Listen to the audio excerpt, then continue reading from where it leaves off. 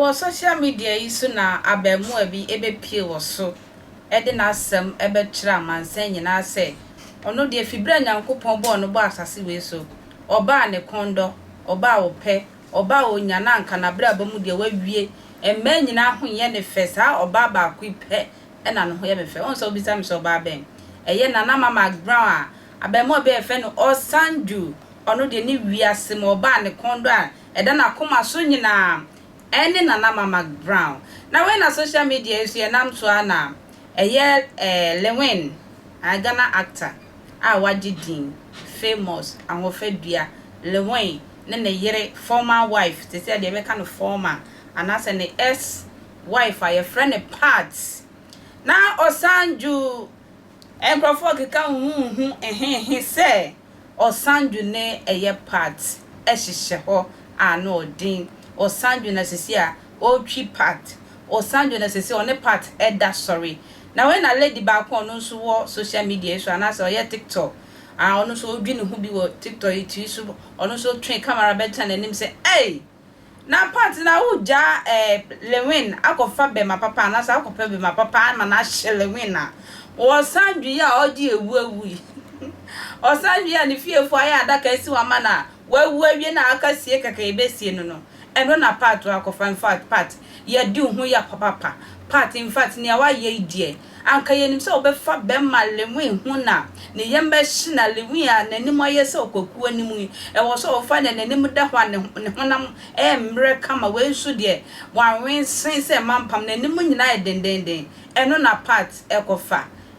odon so de ya na e wa komumo me so yakoso enua bayi adapa na otwa Osanju any part emrasisia kojon kasabe ni esika na wetimi akoma jonki man di utwe interview ni do che me kwakofa ba sa interview no ba me be kantai say ye depression ama wo yesa me ko kanta wo Facebook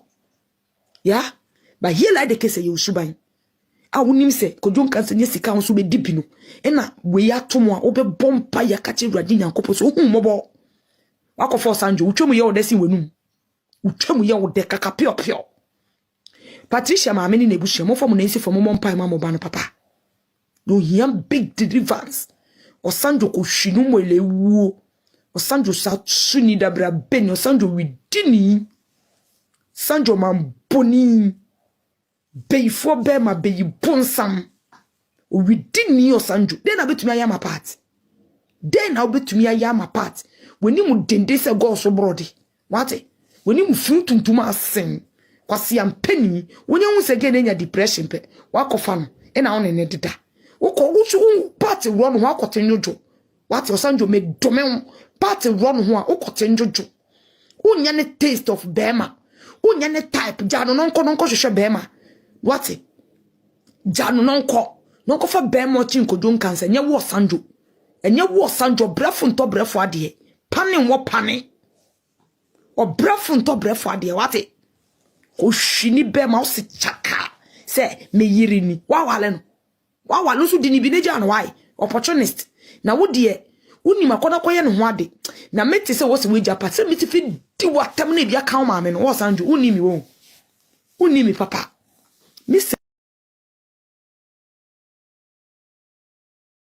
uni ma kona koye no ho ade na one ne ntina na wunnim na beka che yen se opemme masam itu ni neja wa bra woni na de dawie na Osanju obe yadate na bruta me I bet you me I blow you me I tell you reality missy umpo nwa kasakasa kona koye no ho ade woni se brodua no kona koye get no ho ade na se musuka no Osanju beka che yen biem you be say part wan na part na opemme masam ti meja no a hwe Osanju wallahi ubefi app we so eja matina wallahi billahi talai do wallahi kinchi duri dade wallahi Osanju oba ha obi fire oda ka me fire buda maybe aka mare wate ge we yetimi eja kojon kansa kofa Osanju who be Osanju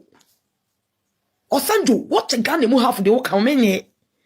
apu ho adrai bebrebe bobra komechi na me bobra komenim minja kojon kansa ko for Osanju na mi fia befo ye me amenye ni biana se mi fie beye na ye me a me de me mompa ntia no he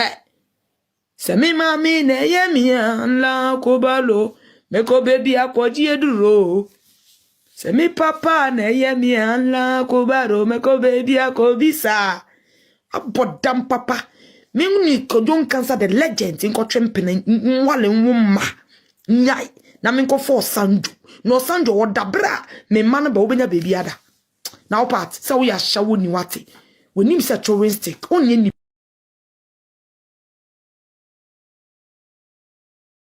Kojon kansa kache se ya yedi wechi yensa be si form unye nipa unni future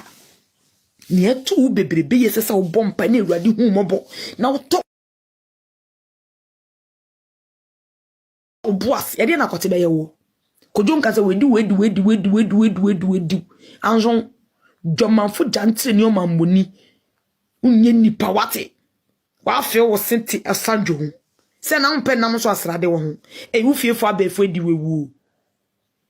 part ufiefo abefo jojo papa yesu betri omo kama why betri omo ka de ama ufiefo abefo jojo a whole legend ex-wife or dating Osanju and coming kasa ba get na makojon kan senya you too much get na makojon kan senya ye na yem pa boni say ge yibe for bema kojon kanse hu no be sun mama kojon kanse nya o chama be panicho e wa be ka chinse ni nkom shabem nipa mi enu tumi send request na ma so aleso na me kasa ma na me bobo o china mo ma send old request me peke mo nye ye why ma peke panso emba nti wo pese o kasa o tumi send for butumi akasa Pat we ni masiu. Aba, shento kwade ya me ko Facebook di mama anje utro. Se yanku free o. Anje dama. Me putting myself in your shoes. Come on, me kojon kansa frame me phone so bi sam se de no de ayeme. O frame me phone so say, sister, e de na ma yew. E na we tu oni esi me so sa. Mama me say si phone.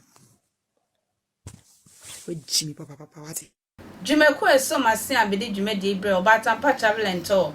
express consultancy for so omoye akwantuomu ensem ana akwantuomu papers a ebeko yi amawa woniema nyina be kama obefu plane akodu bebie wo se okwa fro batampa online no egu screen ni na oni omo eni nkomo akwantuwa na medi ensem makra